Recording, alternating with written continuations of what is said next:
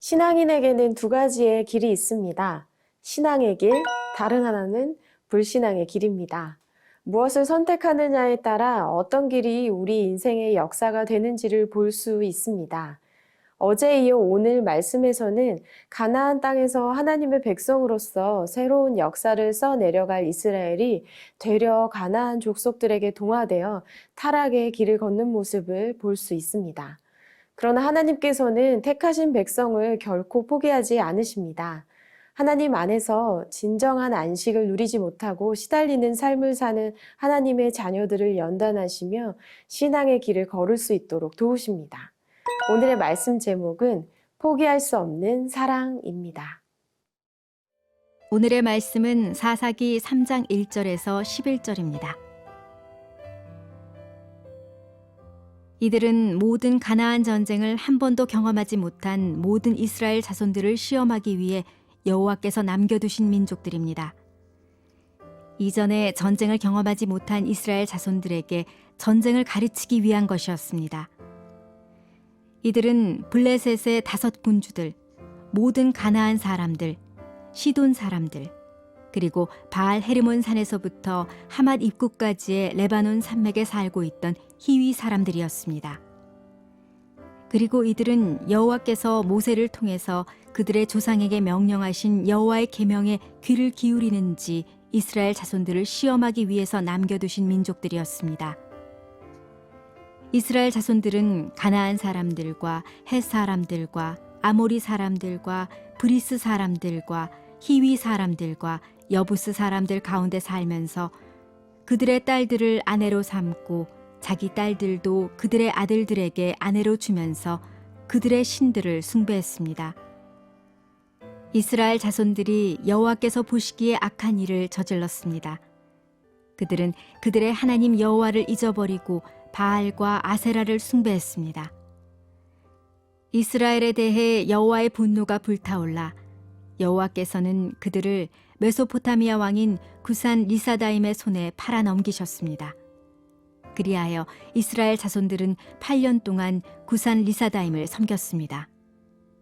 그러나 이스라엘 자손들이 여호와께 부르짖을 때 여호와께서는 이스라엘 자손들을 위해 구원자를 일으켜 세우셨습니다. 여호와께서는 갈렙의 동생인 그나스의 아들 온니엘을 통해서 그들을 구원하셨습니다. 여호와의 성령이 온니엘에게 임하셨고 그는 이스라엘의 사사가 됐습니다. 그가 전쟁에 나갔을 때 여호와께서 메소포타미아 왕 구산 리사다임을 그의 손에 넘겨주셔서 그가 구산 리사다임을 이길 수 있었습니다. 그러고 나서 그나스의 아들 온니엘이 죽을 때까지 40년 동안 그 땅이 평온했습니다. 1절과 2절의 말씀을 함께 읽겠습니다. 이들은 모든 가나안 전쟁을 한 번도 경험하지 못한 모든 이스라엘 자손들을 시험하기 위해 여호와께서 남겨두신 민족들입니다. 이전에 전쟁을 경험하지 못한 이스라엘 자손들에게 전쟁을 가르치기 위한 것이었습니다. 아멘. 하나님은 여호수아가 죽을 때 남겨두었던 이방 민족들을 하나도 내쫓지 않으셨습니다. 그들은 블레셋, 가나안, 시돈, 히위 족속입니다. 이들은 가나안 땅 곳곳에서 이스라엘 백성과 함께 살았습니다. 하나님은 왜 이스라엘 백성들이 가나안 땅의 타락한 문화에 동화되어 가고 있는데 이방 민족들을 남겨두신 걸까요? 하나님을 점점 멀리하고 있는 이스라엘 백성들을 벌주고 심판하기 위해서일까요? 하나님은 2절에서 분명히 말씀하고 있습니다. 이스라엘 백성에게 전쟁을 가르치기 위함이었습니다. 이를 통해 이스라엘은 하나님께 순종하는 언약 백성임을 확인시키기 위해서였습니다. 여호수아 이후에 태어난 세대는 전쟁을 알지 못했습니다. 하나님은 그들의 느슨한 삶 속에서 시류에 흘러가는 것이 아니라 꾸준히 하나님을 찾고 의지하는 태도를 배우기 원하셨습니다. 이방 민족들을 오히려 도구로 사용하셔서 이스라엘 백성이 하나님의 백성이 되도록 훈련시키시는 것입니다. 이스라엘 백성들이 하나님의 도움이 간절히 필요한 상황을 만들어서라도, 즉 1절에서 언급하듯이 시험을 해서라도 하나님을 의지하는 방법을 배우게 하신 것입니다. 여기서 이렇게 질문하는 친구가 있을 수 있어요. 시험은 나쁜 것 아닌가요? 하나님이 이스라엘 자손들이 일부러 죄를 짓게 하려고 그러시는 거 아닌가요? 아니요. 그렇지 않습니다. 하나님이 허락하시는 시험은 우리의 믿음을 성장시키기 위해서입니다.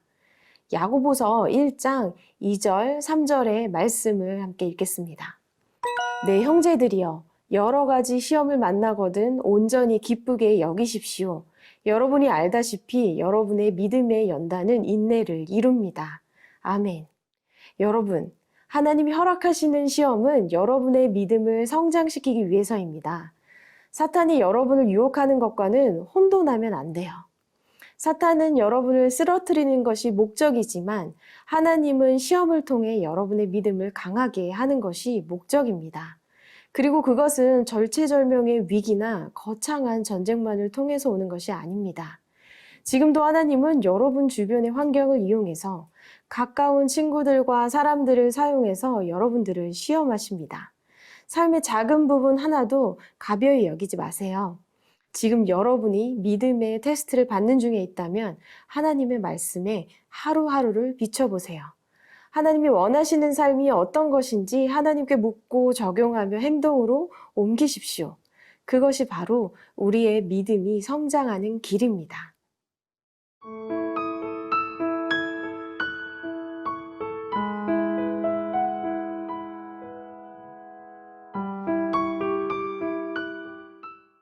(7절의) 말씀을 읽겠습니다. 이스라엘 자손들이 여호와께서 보시기에 악한 일을 저질렀습니다. 그들은 그들의 하나님 여호와를 잊어버리고 바알과 아세라를 숭배했습니다.